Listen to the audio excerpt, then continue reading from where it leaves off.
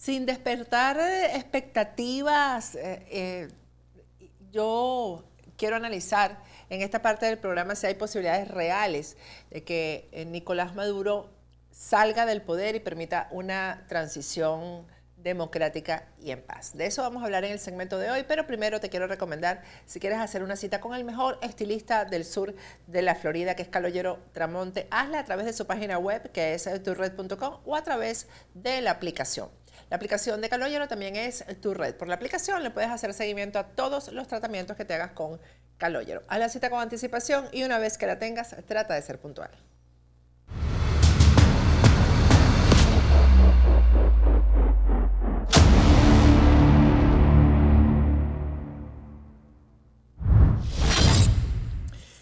Vladimir Petit está conmigo acompañándome. Hicimos varios programas antes de las elecciones. Él hizo varios análisis que al final fueron acertados. Pero en este momento que estamos, Vladimir, ¿cómo estás? Buenas noches. Sin crear falsas expectativas, sin mentir, sin darle esperanzas a la gente que después no sean reales. ¿Crees que hay posibilidades de que Nicolás Maduro se vaya del poder y permita una transición libre, democrática, en paz?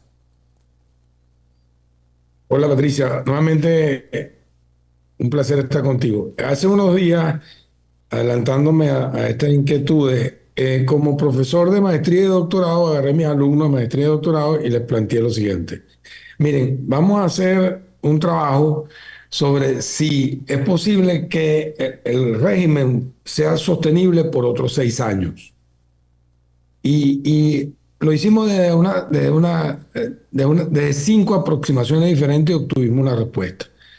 Como la gente es un poco intranquila, inquieta y además curiosa, voy a comenzar por la conclusión. La conclusión es que no es sostenible el régimen por 6 años, pero vamos a ver por qué. La primera aproximación que hicimos fue una aproximación de liderazgo.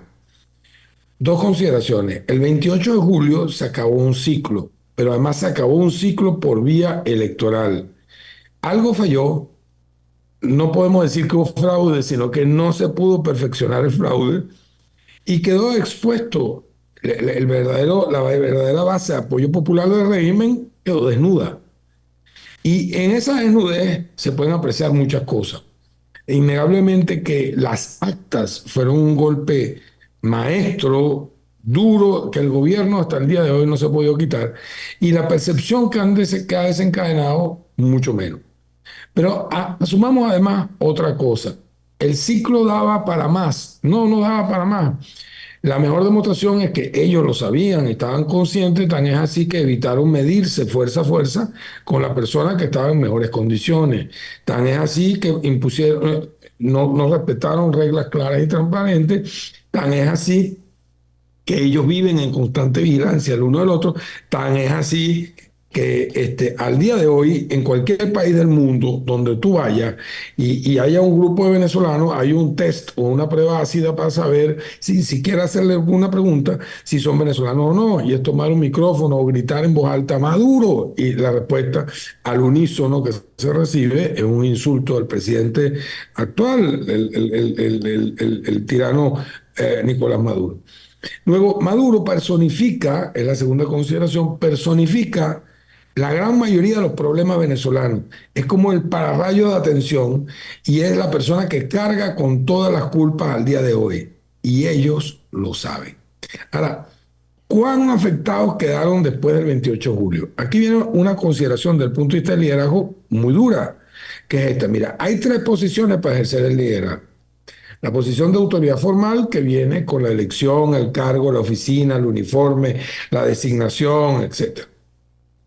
Dos, la posición de autoridad informal que viene de logros personales, del conocimiento, de la autoridad moral, etc. Y la tercera, la no autoridad, que es la nada. Es decir, es como Tom Cruise en Misión Imposible 1, estás guindado en el aire y nadie sabe exactamente cómo llegaste ahí. Entonces, ellos detentaban hasta el 28 de julio la posición de autoridad formal. ¿Por qué? Porque eran los que están en cargo de la presidencia de la República. Cuando queda claro que no tienen la base popular que ellos decían tener y queda claro que los otros, la oposición, es la que la tiene, ellos quedan sin autoridad formal. Mientras tanto, en el piso de abajo, en la autoridad informal, estaba María Corina, una enorme autoridad informal. Y en el tercer piso, digamos, en el piso de más abajo, en la no autoridad, en la nada, estaba Edmundo González. Pues producto de la votación, Edmundo González pasa a la autoridad formal. Estos se quedan sin autoridad formal y María Corina queda con el doble de autoridad informal. ¿Qué pasa cuando alguien pierde, cuando alguien va a unas elecciones siendo el incumbent y más bien va a tratar de relegitimarse y le pasa lo que le pasó a Maduro, que es que pierde de manera avasallante? Pasa que a partir de ese momento queda en no autoridad, se rompe un espejo y lo siguiente que es dable imaginar o esperar es que sobrevenga la desobediencia. ¿Por qué? Porque cualquiera se puede parar y decir, mire, usted no es legítimo, usted no ganó, usted no tiene la mayoría del poder, usted es un detentador precario del poder, usted es un detentador precario de Miraflores, etcétera. Además, el árbol de las tres raíces de la tiranía estaba erigido sobre tres bases importantes. Una, hipotéticamente una base de apoyo popular, que quedó claro que no estaba, mucho más cuando la percepción de todos los venezolanos, producto del saboteo de ellos, es que además de los votos, los 7,5 millones de votos que se computaron del mundo, hay que computar unos 4 millones de votos más que están en el extranjero. Es decir, que la fuerza electoral venezolana más o menos se mueve entre 11 millones a 2 millones y pico. Una, una vapuleada no vista. La otra cosa es que los ganadores quedan relegitimados y además con una autoridad informal y formal. Y luego es dable que comience a haber obediencia hacia ellos. Entonces, aquí, por ejemplo, el otro día vi una entrevista de un viejo profesor muy querido, el profesor Mawad, que fue presidente de Ecuador por un breve tiempo y que fue un gran alcalde de Quito. Y él decía que el tiempo es lo que está tratando de ganar el régimen. Pues el régimen quedó tan delegitimado que el tiempo conspira en contra de ellos. La mejor demostración es que cada vez pueden aspirar a menos cosas de lo que aspiraron ellos, hasta el punto de que ellos liquidaron la transición y hoy en día nadie en su sano juicio se puede imaginar que este gobierno o este régimen, como lo conocemos, pueda quedarse allí hasta el mes de enero conviviendo con los que ganaron. Ahora, aquí hay otro elemento que tiene una repercusión muy grande, que es que cuando la autoridad formal es la única que da la posibilidad de ejercer el poder como mecanismo de sumisión de voluntades a la voluntad particular de quien emite la orden. Por eso es que la contrapartida de la pérdida de autoridad formal es la desobediencia. Ahora hay una segunda aproximación todavía más preocupante, que es la de las teorías de juego. Fíjate, partamos de un principio. El escenario, como lo plantearon, como lo planteó el régimen, es no cooperativo, es decir, no había negociación entre ellos, ni siquiera comunicación. Sin embargo, el régimen curiosamente deja abierta una compuerta, aceptando la mediación. ¿Por qué La acepta la mediación te mediación? refieres a la de México, Colombia y Brasil. Eso, y Brasil. Que por cierto, hoy el Fíjate, presidente de México, López Obrador, se deslindó. pero fíjate, aún así el régimen dejó abierta la compuerta de una mediación. Normalmente ellos se hubieran negado desde el principio, incluso con teatralidad, y decir que no, que nada, que se vayan a buscar a sus madres para negociar, porque ellos no van a tener por qué mediar. Sin embargo, dejaron abierta la compuerta. Dejaron abierta la compuerta porque si alguien sabe que ellos están obligados a negociar, son ellos mismos. Ahora, fíjate algo curioso. Mientras tanto, ¿a qué se dedicó el régimen? Algo que en teoría de juego se llama deteriorar la mejor alternativa distinta a un acuerdo negociado. Es decir, estropear la situación en la cual está la contraparte para hacerla más débil a la hora de negociar con ellos. Es decir, la mediación la permitieron para tratar tarde o temprano de que terminara en una negociación. Y por eso los carcelazos, la persecución y etcétera. Esto lo han hecho otras veces, acuérdate. metiéndole cabeza fría a esto. Cada vez que ellos han aceptado una mediación o una negociación, ellos han pedido que se enfríe la calle, que la desactiven antes de sentarse, porque eso deteriora la situación, la capacidad de negociación de los otros. Ahora bien, una tercera aproximación. La tercera aproximación es la de negociación. Fuera de las posiciones de ellos, por debajo están los intereses, lo que no se ve. Si fuera un iceberg, arriba las posiciones, las declaraciones típicas de ellos. Que se vayan para su casa, que yo no voy a negociar con fascistas, que yo no voy a tal y esto y lo otro. Pero por debajo de cuerda comienzan ellos a registrar un problema con sus intereses. Es muy sencillo. Cada cierto tiempo se deteriora la situación de ellos tanto que hay algo, una noción en teoría del juego que se llama el óptimo de Pareto. Voy a decirlo de la manera más sencilla. Es el punto a partir del cual, para que una parte de la negociación obtenga un beneficio más o una utilidad más, el otro tiene que perderla. Entonces, fíjense, a todos los que están en el estudio y a ti particularmente, les pregunto, ¿el régimen puede aspirar hoy, negociar para permanecer en el poder?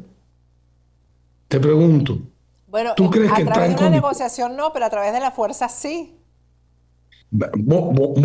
Ha dado con un clavo muy importante a Ajá. través de la fuerza. Ya voy a volver a él. Pero fíjate, permanecer en el poder por pura negociación ya no lo puede plantear. ¿Por qué? Porque el óptimo de Pareto de ellos se ha ido deteriorando, porque el tiempo conspira en contra de ellos.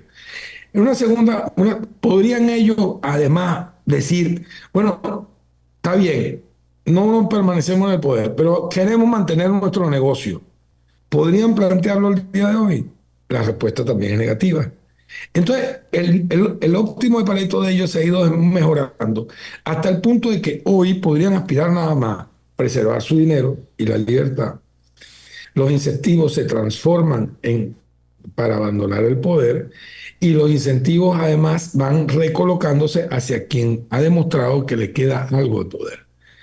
Fíjate, ahorita están planteando como última medida dentro de la mediación algo que yo te advertí que iba a pasar, que iban a tratar de plantear la repetición de las elecciones. Al día de hoy la repetición de las elecciones es inaceptable. La oposición ganó, de eso no hay duda. Ahí están las actas, de eso no hay duda. Ahí está la actitud del gobierno que no ha podido mostrar lo contrario, de eso no hay duda. Pero mientras uno se imagine posibilidades u opciones de negociación, hay espacio o room to maneuver para una negociación. Yo te voy a poner un caso a lo que este gobierno que está contra la pared podría llegar a aceptar. Un caso casi que imposible, pero planteate. Se lo planteo a todos los que están en el estudio. Supongamos, por favor, supongan que es posible que Maduro, a través de Jorge Rodríguez y tal, manda a decir esto, que si repiten las elecciones, el, que pongan el nuevo presidente del CNE, la oposición, que él entrega o se va al día siguiente del escrutinio si pierde la elección. Tres, que va a haber veedores y observadores internacionales en cada centro. Cuatro, que va a liberar a todo el mundo ahorita mismo. Quinto, que le va a devolver los pasaportes a la gente. Pregunta, allí se podría, y sexto, que podría rehabilitar a María Corina Machado. Pregunta, ahí podría Ese es haber una negociación. el planteamiento que hizo ayer Luis Vicente León. Bueno, la comparación no me agrada, pero No, no, te digo. quizá, Es que lo dijo. Luis Vicente León dijo que podía haber ese escenario. bueno, fíjate, ese escenario a lo mejor llegó a la misma conclusión por vía científica. Increíblemente, pues. Nosotros estamos llegando ese es el escenario de la mayor locura, el más impensable, pero hay una cosa que se llama design thinking, que nosotros usamos mucho para buscar escenarios posibles o soluciones posibles o hipótesis posibles, y ahí no se descarta ni siquiera la más loca. Y esta fue la más loca que se le ocurrió a un estudiante, por cierto, de Costa Rica. Ajá. Entonces, La negociación para poder siquiera marchar necesitaría una aceptación. La aceptación es que ellos nunca han aceptado negociar con el que tiene el poder o el control de la calle. Es decir, ¿Qué en es este María caso Corina ellos no han aceptado. Machado? Muy bien, ellos se han negado a sentarse con Exacto. ella. Y aún hoy en día plantean que pueden sentarse al final a negociar, pero solamente con el mundo.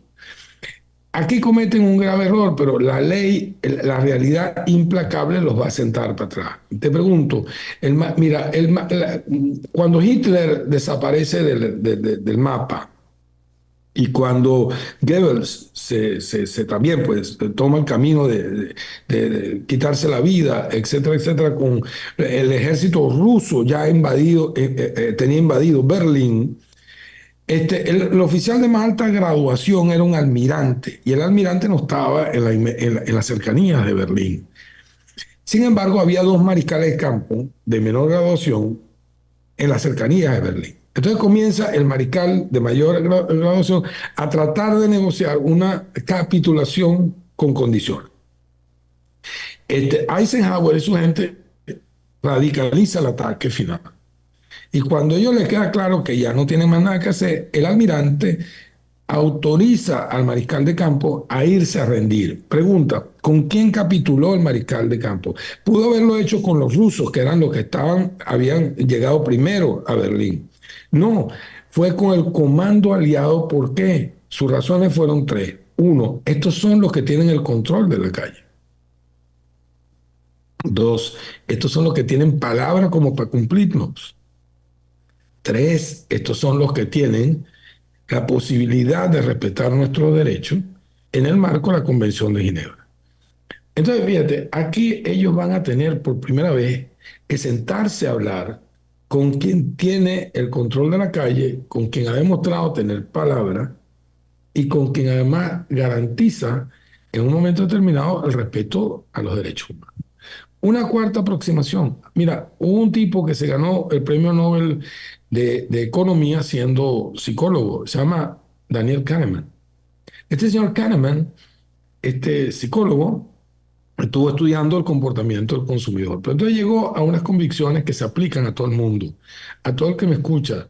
Cuando a la gente le dan la posibilidad en torno a posibilidad de victoria y de derrota, toma una posición, pero cuando le dan el hecho cumplido de que perdió, es decir, que está en negativo, es decir, que la posibilidad, la única posibilidad que tiene es una derrota, puede escoger cualquier locura por hacer. Desde lanzarse como en el World Trade Center se lanzaba la gente, ya al final, porque ya estaba todo perdido. Cómo salir en un acto heroico en un momento determinado, como algo impensable, entregarse o capitular. Entonces, cualquier locura o acción extrema es posible. Lo único que faltaría aquí para configurar esto es que ellos no tienen cómo recuperarse, ni siquiera con el petróleo a $200. Están viviendo el aislamiento más importante que he visto yo en mi vida desde el apartheid de Sudáfrica. No les queda a nadie. Ya todo el mundo ha marcado distancia con ellos, hasta Borrell. Casi que Zapatero no habla.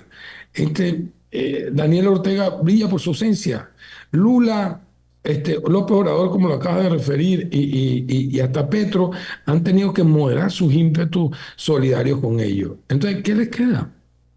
Les queda muy poco. Entonces, en este momento lo que falta es que ellos asuman que la situación de pérdida es la suya, pero hay un quinto elemento. Y el quinto aproximación es la del dilema militar.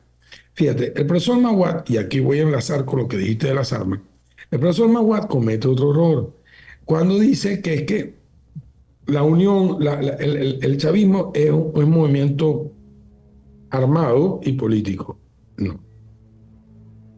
El chavismo es una sociedad, o lo que hemos vivido, este régimen, es una sociedad entre unos tipos que tenían popularidad y pueblo y manejo político y unos tipos que tienen las armas. Por eso es que es político y militar. ¿Qué pasa el 28 de julio? Que estos que tenían este socio de esa sociedad que tenía el aporte era político y de apoyo popular, quedó claro que no lo tiene. Entonces, ¿qué te queda? Te queda el de las armas. Llámese padrino, llámese X, llámese el otro, porque mi aproximación es eminentemente académica. Entonces, digamos que este socio ya entiende que el aporte de este otro, ¿okay?, no es tal. Entonces, este socio ahora tiene que tomar una decisión, porque antes eran poderes equilibrados que se ayudaban. Ahora uno carga a otro, lo sostiene.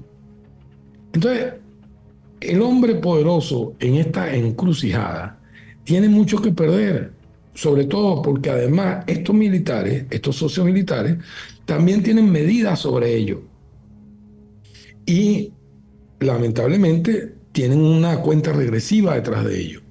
¿Por qué una cuenta regresiva? Bueno, por varias razones. La primera, porque ellos no son una fuerza eminentemente profesional, sino una fuerza cada vez más pretoriana. Al que me está escuchando, le voy a decir, el último atisbo de profesionalismo en la nuestra fuerza fue antes del chavismo. Pero hoy en día hay tres elementos reveladores que van a permitir que la gente entienda lo que quiero decir. El ejército de los Estados Unidos tiene 2.400.000 efectivos. Puede congregar, no, 1.400.000 efectivos. Puede congregar 1.400.000 reservistas más. Pero tiene 900 generales. El ejército de Israel tiene 175.000 efectivos. Puede congregar 550.000 reservistas más, pero tiene 90 generales. El ejército de la República Bolivariana de Venezuela, la última vez que yo lo investigué, tenía 152.000 efectivos, que eran menos. Lo que pasa es que ellos normalmente colocan más para cobrar más dieta. El monto de la Jota, el monto de la ración, eso lo llaman rancho. Y eso es un primer acto de corrupción de todos esos tipos de guarniciones. Entonces, tiene 150, supongamos que tiene 152.000, 160.000 efectivos.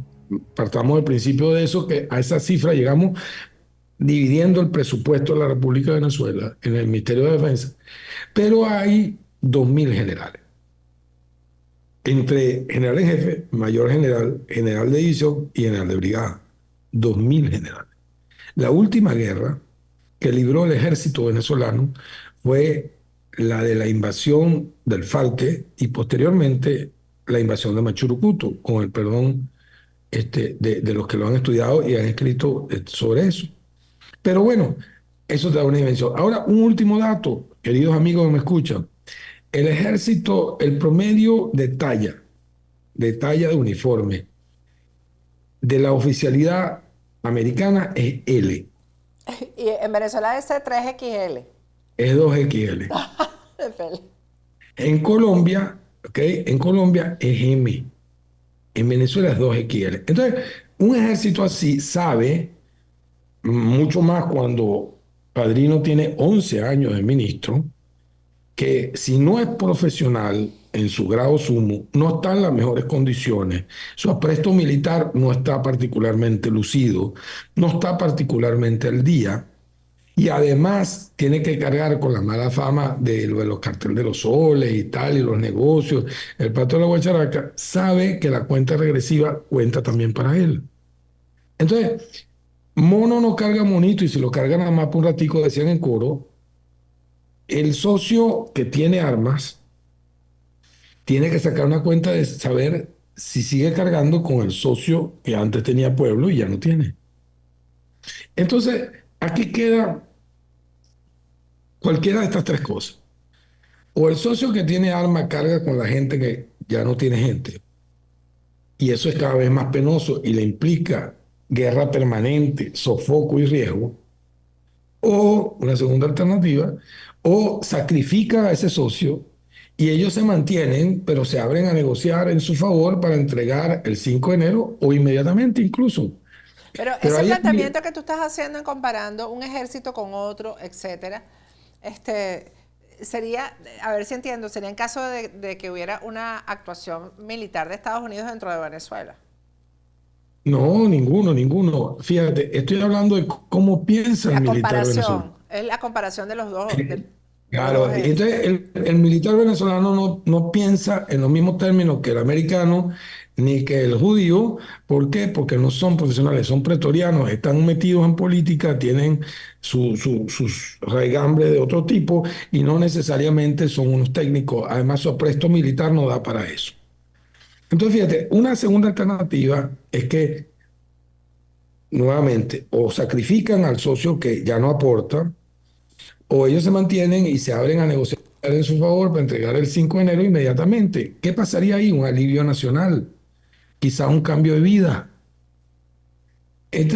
Algo así como un manager que se sube entra al terreno y le pide la pelota al pitcher que le están cayendo a palo y le da una nalgadita y se despide de él.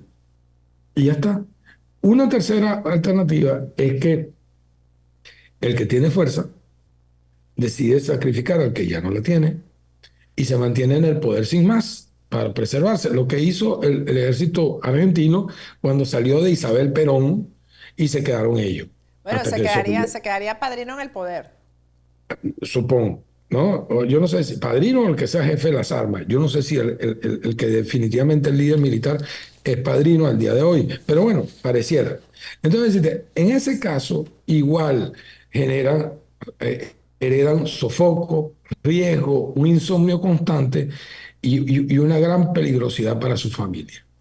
Entonces, concluyendo, si desde el punto de vista del liderazgo perdiste la autoridad, si desde el punto de vista de la teoría de juego tus alternativas están deterioradas, si desde el punto de vista de la negociación estás obligado a negociar, si desde el punto de vista de Kahneman y Tversky tu horizonte y tus alternativas son todos de pérdida y lo impensable tiene cabida, y si desde el punto de vista militar hay incentivos para poner fin a esto, no hay viabilidad de este gobierno. No la hay. Yo no la conseguí, no la consiguieron mis alumnos, no la conseguí una pila de académicos que fueron consultados. Sí, Entonces pero te en queda este caso, como un Vladimir, pitcher. en este caso, en ¿Ah? todos los escenarios que tú has planteado, es necesario que se le voltee el socio militar a Maduro. Y Ni eso es lo que... siquiera, ni siquiera. Solamente que saque su ecuación. Mira, te lo voy a demostrar, te lo voy a demostrar. En el año 2002 vinieron los sucesos de abril. La gente en las manifestaciones más importantes que se recuerda en la República. Sale la gente a la calle. Chávez, que era militar, otra cosa, Maduro no es militar. ¿No? Chávez, que era militar, entiende perfectamente el reclamo y ¿qué hizo? Fue y se entregó a sus compañeros de armas. Pero ahí actuaron los militares, ahí actuaron los militares. De alguna manera, Lucas Rincón anunció que Maduro se iba, pues, o sea, el cese del régimen de Hugo Chávez, perdón. Pero ¿cómo actuaron? ¿Fueron ellos, apresaron a Hugo Chávez, le dispararon a Hugo Chávez? No, No, no, no, seguramente fue una conversación. Pues seguramente fue una conversación. Mire, presidente, esto no es viable. pero hubo una actuación militar, Vladimir. Nuevamente, te voy a decir, el incentivo está planteado. Te lo voy a poner de esta manera. Si tú tienes un socio que ya no tiene lo que tenía y otro que sigue teniendo, cada vez más anunciado que va a dejar de tenerlo, lo que tiene, ¿con quién negocias tú? Te Pero, pregunto, Patricia, ¿con quién negocias tú?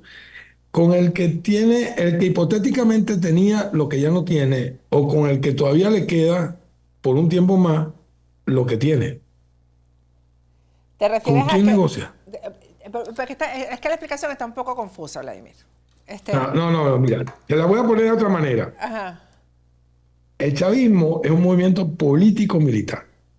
Los Claro, políticos tenían exacto. respaldo, los políticos mostraban respaldo popular. Pero hasta ahora la negociación ha sido con por lo menos a la vista, la negociación que está es con los políticos, no con los militares. Muy, muy bien. Entonces, fíjate, el incentivo es que ahora la negociación la deben estar planteando, no tengo información, no, Ajá. esto es pura locución académica, la negociación se está dando es con, Los militares. que son los que pueden resolver el problema. Pero se estará dando, porque es que se está dando. No, no tengo, fíjate, no tengo información, no tengo nada. Yo lo que tengo es un grupo de alumnos académicos, y llegamos a esto por deducción lógica, solamente aplicando 5 aproximaciones. Y en esas 5 aproximaciones te da que la ficción de poder popular en manos del chavismo se agotó. Es más, mira, el árbol de las 3 raíces, vamos a ver, era poder popular, armas y la otra base de fundamentación del chavismo, que eran las instituciones. ¿Ok? Las instituciones están deterioradísimas, porque las instituciones son el CNE, la Fiscalía General de la República, la Contraloría y la Defensoría del Pueblo. Las cuatro están en jaque. ¿Por qué? Por un problema de legitimidad gravísimo. El que tenía la ficción de poder popular ya no la tiene. ¿Qué te queda? No te queda más nada. Entonces, lo que estoy diciendo es pura deducción lógica. Claro, yo te entiendo perfectamente, pero al final la conclusión es la misma que tenemos desde hace 25 años. Y es que si los militares no se voltean, Vladimir, ahí no se va a resolver nada. No, fíjate que no es la misma, pues fíjate. Hace unos años, un militar se volteaba y era posible sofocarlo porque había un socio con un poder popular tremendo que acompañaba, que era acompañado por otro socio que brindaba las armas. Claro, Y que, y que tenían un poder más o menos monolítico. pero dime ¿Ves? tú si el escenario es que ese socio político está débil, como todos sabemos que está débil, golpeado, ya él no tiene absolutamente ninguna legitimidad, pero el socio militar le dice, te quedas tranquilo, que nosotros estamos aquí para protegerte y nosotros no, porque Es la hay, segunda opción, es la segunda opción de la cual hablé. Eso implica que el militar, el socio militar entra en salvamento del socio político, pero hereda una situación de sofoco y de inviabilidad en el corto plazo. ¿Por qué? Porque el país no es viable simplemente porque está aislado, no va a ingresar más dinero del que estaba ingresado ni que el petróleo llegue a $200. Y mientras tanto, la gente está en la calle exigiendo y el descontento es popular y además existe un gobierno que todo el mundo lo vio que quedó desnudo, desnudo. Mira, el gobierno que decía, no, nosotros tenemos un gentío, tenemos millones de millones, vamos a meterle 10 millones por el pecho. Mira en lo que quedó. ahora, tú has planteado varios escenarios que se pueden dar en cuánto tiempo, Vladimir, también, ¿no? Porque, ajá, la gente está en la calle protestando, pero ¿hasta cuándo se va a quedar la gente en la calle protestando, ¿no? ¿Hasta cuándo esto es Fíjate, viable? algo importante, el 23 de enero del año 58, que comenzó el 1 de enero, y que antes se había manifestado cuando el plebiscito en noviembre del 57, el pueblo salía intermitentemente. Sin embargo, la carga de profundidad iba por dentro. Me voy a explicar. La mayor carga de profundidad, como los submarinos, cae una cosa, una bomba, un artefacto que detona cuando llega a cierta profundidad y ¡boom! Pero él va cayendo hasta que se detona. Esa carga de profundidad son las actas. Entonces, nadie puede desconocer algo increíble, que es que el que ganó no le quieren reconocer el triunfo. Y eso, tarde o temprano, va deteriorando todo. Tan es así que los aliados tradicionales, como el señor Borrell, la Comunidad Económica Europea, Brasil, Colombia, Chile, tal, y esto, lo otro, el Foro de Sao Paulo y tal, han tenido que marcar distancia. ¿Por qué? Porque es indefendible. Entonces, aquí no me la pone fácil. Y como ellos vivieron todo el tiempo de la apariencia de democracia, ¿ok? Ahora esa ficción se acabó. Entonces, a todas estas, lo que quiero transmitirle a la gente es que desde el punto de vista exclusivamente académico, aquí deben estar transcurriendo 3 procesos paralelos. Uno de una discusión, una deliberación interna dentro del socio que tiene las armas. Dos, una preocupación diaria, permanente, 24 horas al día, del socio que quedó expuesto en su desnudez política. Y tres, digamos, los que pueden convencer y dar garantía de inmunidad deben estar negociando por debajo de cuerda, mandando mensajes a diestra y siniestra a los que pueden resolver el asunto. Al socio militar. Porque el socio político, además el socio político, fíjate, además el socio político ya no tiene, se quemó los puentes, las naves, los puentes, la forma de salida. Entonces, ¿cómo negocia una salida si ya las quemó?